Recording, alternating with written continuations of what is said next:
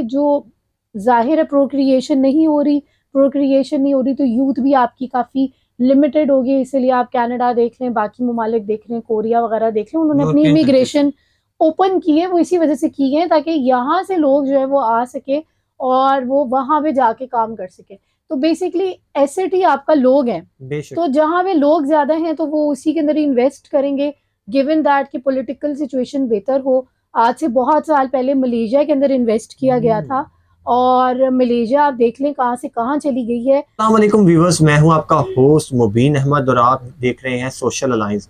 Viewers, मेरे साथ आज फिर मौजूद हैं ma'am Ayesha Arif, famous astrologer हैं, टैरो कार्ड रीडर हैं, न्यूमरोलॉजिस्ट भी हैं। इनसे बात करेंगे आज हम कि पाकिस्तान के जो सिटीजन्स हैं जब वो बाहर जाते हैं उनको क्यों रिस्पेक्ट नहीं मिलती। अगर बात की जाए इंडिया के वीज़ा को बहुत ज़्यादा प्रेफर किया जाता है, ग्रीन पासपोर्ट को हमेशा निगलेक्ट किया जाता है। बात करेंगे मैम आयशा आरिफ से, आइए बात करते हैं। अस्सलाम वालेकुम मैम। वालेकुम अस्सलाम। कैसी हैं आप? अल्लाह का शुक्र, आप सुनाएं। मैम मुझे ये बताइएगा, why world respect India but not Pakistan?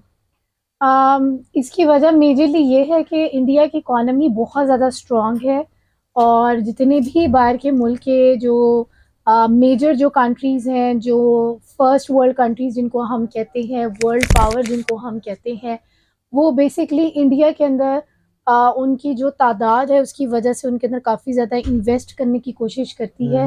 और बाकी जो पाकिस्तान की पॉलिटिकल सिचुएशन जो इतनी वॉलेटाइल रही है, जो इतनी प्रॉब्लमेटिक रही है, उसकी वजह से जो है वो काफ़ी ज़्यादा जो है एक डिपेंडेंसी नहीं रहती, एक स्टेबिलिटी नहीं रहती। जब कोई भी सिचुएशन मुल्क की ऐसी हो कि वो वॉलेटाइल का मतलब यानी कि ये है कि वो ऊपर नीचे जा रही हो, आपको भी कुछ पता नहीं है कि क्या होगा क्या नहीं होगा। वैसे हम लोग एक डेमोक्रेटिक कंट्री हैं, लेकिन वहाँ पे डेमोक्रेसी ही ना के हिसाब से ना चला जा रहा हो, तो फिर बाहर के जो मुल्क हैं वो जब ये देखती है और वो कहती है कि इनकी अपनी गवर्नमेंट इतनी स्टेबल नहीं है, तो हमारा बिजनेस इसके अंदर कैसे स्टेबल रह सकता है। तो इसीलिए वो इन्वेस्टमेंट के जो मौके होते हैं वो पाकिस्तान खो देता है, वो पीछे हट जाते हैं और ऐसी कंट्री के अंदर इन्वेस्ट करते हैं जहाँ पे उनको वो अपॉर्चुनिटीज नजर आती हैं, क्योंकि जाहिर है सबसे बड़ा जो एसेट है वो लोग हैं जिनसे आपने बेसिकली काम निकलवाना है। तो हमारे जो ये थर्ड वर्ल्ड कंट्रीज हैं इनके अंदर ये जो एक खास बात है वो ये है कि यूथ की शरह जो है ना वो बहुत ज्यादा है। बाहर के मुल्कों में हम जो देख रहे हैं कि उन्होंने डिफरेंट तरह के कुदरत का जो निज़ाम है उसके अंदर थोड़ी सी इन्वॉल्वमेंट करने की कोशिश की, फैमिली प्लानिंग ये वो उसकी चक्करों में गए। तो अब बहुत सारे ममालिक के अंदर क्या हो गया है, बेसिकली एक इकोनॉमिक एक चार्ट बनता है जिसके अंदर सबसे जो यंग लोग होते हैं वहां से स्टार्ट होता है, और जो मैक्सिमम एज तक जाते हैं वहां तक वो पूरा चार्ट बनता है। तो उसके अंदर जो पाकिस्तान के अंदर जो सबसे ज्यादा जो लोग हैं ना, वो ब्रैकेट ही पाकिस्तान की यूथ में है। बाहर मुल्कों में वो बैलेंस जो है ना वो अनस्टेबल हो चुका है, आउट हो चुका है। नए बच्चे भी उस तरह इतने पैदा नहीं हो रहे, और क्योंकि उधर की लाइफस्टाइल हर चीज बहुत अच्छी है, तो जो बुजुर्ग लोग हैं वो थोड़ी उम्र उनकी ज्यादा है तो वो लोग ज्यादा हैं, और क्योंकि अब वो प्रोक्रिएट इतना ज्यादा नहीं कर रहे, प्लानिंग की तरफ नहीं जा रहे हैं, प्लानिंग की तरफ ज्यादा उन्होंने कर दिया, फैमिली सेटअप की तरफ इतना ज्यादा अपने आप को स्टेबल नहीं कर रहे। फैमिली जो एक हमारा एक यहाँ पे कॉन्सेप्ट था उससे वो हट गए हुए हैं, तो उसकी वजह से जो जाहिर है प्रोक्रिएशन नहीं हो रही तो यूथ भी आपकी काफी लिमिटेड होगी, इसीलिए आप कनाडा देख लें, बाकी ममालिक देख लें, कोरिया वगैरह देख लें, उन्होंने अपनी इमिग्रेशन ओपन की है, वो इसी वजह से की है ताकि यहाँ से लोग जो है वो आ सके और वो वहां पे जाके काम कर सके। तो बेसिकली एसेट ही आपका लोग हैं, तो जहां पे लोग ज्यादा हैं तो वो उसी के अंदर इन्वेस्ट करेंगे, गिवन दैट कि पॉलिटिकल सिचुएशन बेहतर हो। आज से बहुत साल पहले मलेशिया के अंदर इन्वेस्ट किया गया था, और मलेशिया आप देख लें कहाँ से कहाँ चली गई है। और क्योंकि बाहर के मुल्क के लोग हैं वो क्या करते हैं कि अपनी रिसोर्सेज को मैनेज करने के लिए, अपनी कॉस्ट को मैनेज करने के लिए वो थर्ड वर्ल्ड कंट्रीज में जाते हैं, वहां से लोगों को उठाते हैं क्योंकि उनकी कॉस्ट काफी उनको कम पड़ती है। अच्छा मैम, मुझे ये बताइएगा कि अगर हम बात करें पाकिस्तान की, यहाँ के लोग भी जाना चाहते हैं, इंडिया जाना चाहते हैं, लेकिन उनको इंडिया का वीज़ा नहीं मिल पा रहा। इंडिया गवर्नमेंट कह रही है कि हम किसी भी पाकिस्तानी सिटीजन को वीज़ा नहीं देंगे। उसकी क्या बुनियादी वजह आप समझती हैं क्या लगता है कि क्या बुनियादी वजह, मेन रीजन हो सकती है कि जिसकी वजह से पाकिस्तानी को डिसरिस्पेक्ट किया जा रहा है? पॉलिटिकल सिचुएशन एंड नंबर 2 जो सोशल मीडिया की जो नरेशन है। ओके। आपके अपने सोशल मीडिया ने ही सबसे ज़्यादा आपके पाकिस्तान का नाम ख़राब किया हुआ है। आपको बड़ा रिस्पॉन्सिबल होकर चलने की ज़रूरत है।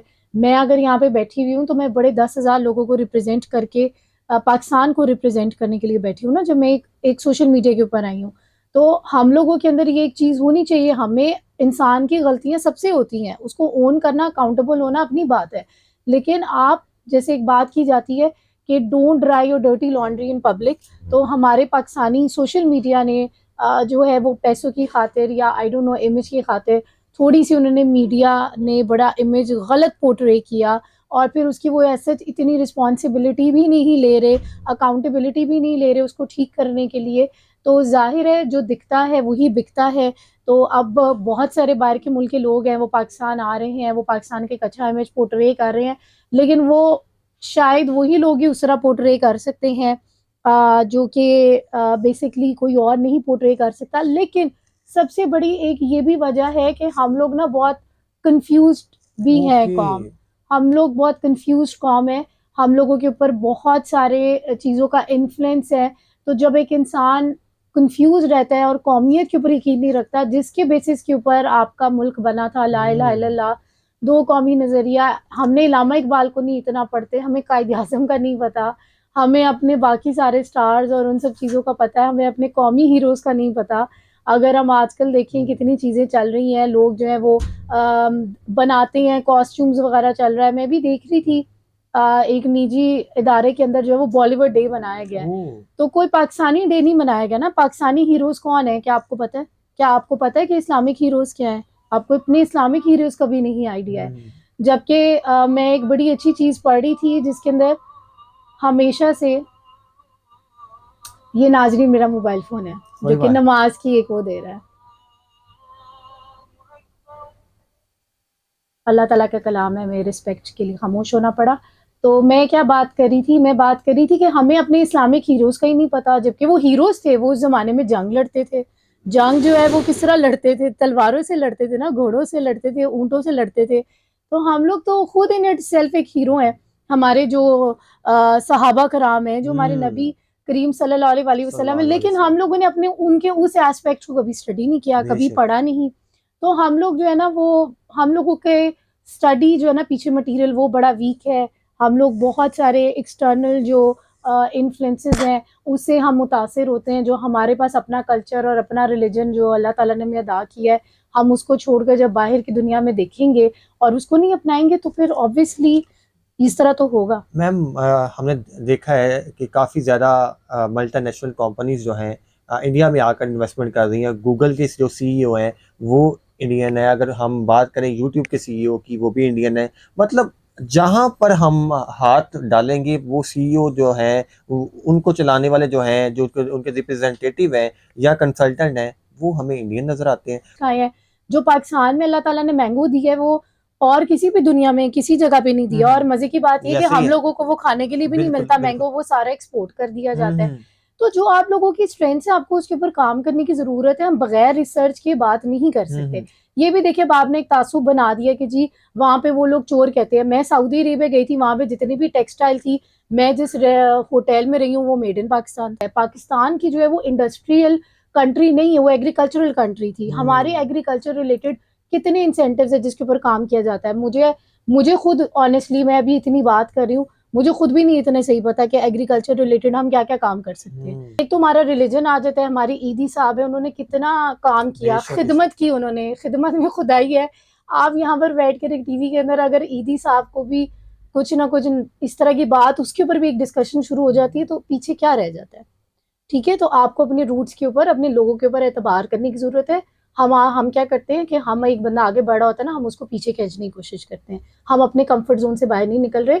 ये कहना बहुत आसान है कि एक बंदा वहां पर बैठा हुआ है, वो बंदा जितनी स्ट्रगल करके बैठा हुआ है ना अभी किसी मुकाम पर, वो एक पीछे स्ट्रगल और इन्वेस्टमेंट के साथ बैठा है। मैं सॉरी आपकी बात काटना, पहले भी मैंने काटी। मैंने सवाल ये करना चाह रहा हूँ कि पाकिस्तानी वहाँ पर कोई रिप्रेजेंटेटिव नज़र नहीं आता। हम अगर गूगल की बात करें, फेसबुक की बात करें, अगर हम बात करें यूट्यूब की, वहाँ पर भी हमें कोई भी रिप्रेजेंटेटिव पाकिस्तान का नज़र नहीं आता। अगर पाकिस्तान में यूट्यूब आ रहा है अब काफ़ी ज़्यादा, यूट्यूब इटसेल्फ यहाँ पर गूगल भी इवेंट्स करवा रहा है और अपनी अवेयरनेस, वो भी कल मेरे रिप्रेजेंटेटिव से बात हुई, उन्होंने भी यही कहा कि पाकिस्तानियों में मेंटोरशिप की कमी है। तो क्या समझती है कि पाकिस्तान कब तक हम जो है पाकिस्तानियों को, या ये वाली जो सीट्स जो इंडियन अवेल करके बैठे हुए हैं यहाँ पर पाकिस्तानियों को देखें? पहली बात हुई कि आप मुकाबलेबाजी से बाहर निकले। हमारा सबसे बड़ा मसला यही है कि हम कंपैरिजन करते रहते हैं। बिल्कुल ठीक है। आप अपने ऊपर फोकस करें, आपको क्या जरूरत है कंपैरिजन करने की, ये भी एक हमारा सबसे बड़ा मसला है। हम नहीं कह रहे कि दुनिया नहीं कर रही है, पाकिस्तान भी कर रही है कि वो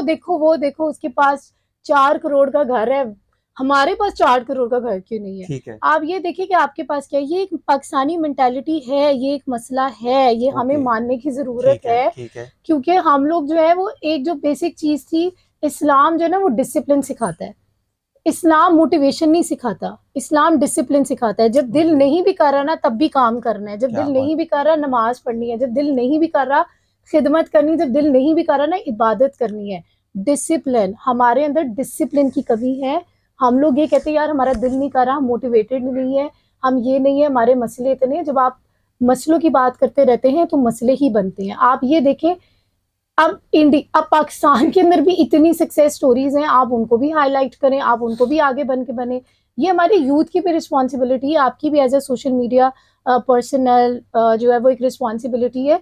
हम लोग इंफरादी तौर के ऊपर ही चेंज लेकर आ सकते हैं। जब आपने इतना मैसिव लेवल का चेंज लेकर आना होता है ना, वो एकदम ऐसे नहीं आता, वो एक एक करके ही निकलता है, कतरा कतरा करके ही दरिया बनता है। मैम लास्ट पे क्योंकि आपके चाहने वाले बहुत हैं, लास्ट अपने वीडियो लगाई, नया चैनल था लेकिन 35,000 40,000 लोगों ने आपको देखा और को कांटेक्ट भी किया। लास्ट टाइम क्या टॉपिक था? टॉपिक हमारा था मैच पे, आपने मैच के ऊपर। लेकिन अब मैं ये देखना चाहूंगी कि इस टॉपिक के ऊपर कितने व्यूज आते हैं, आपको वहीं से पता चल जाएगा मसला क्या है। चैनल को भी आप सब्सक्राइब करें और इनके चैनल को भी करें। जी नाज़रीन, हमारे साथ मैम आयशा आरिफ मौजूद थी, फेमस एस्ट्रोलॉजर हैं, टैरो कार्ड रीडर हैं, उसके साथ साथ न्यूमरोलॉजिस्ट भी हैं। इनसे हमने बात की इसी मौजू पर। इसी के साथ अपने मेज़बान होस्ट मुबीन अहमद को सोशल अलायंस के साथ इजाज़त दें। नई वीडियो में मुलाकात होगी। अल्लाह हाफ़िज़।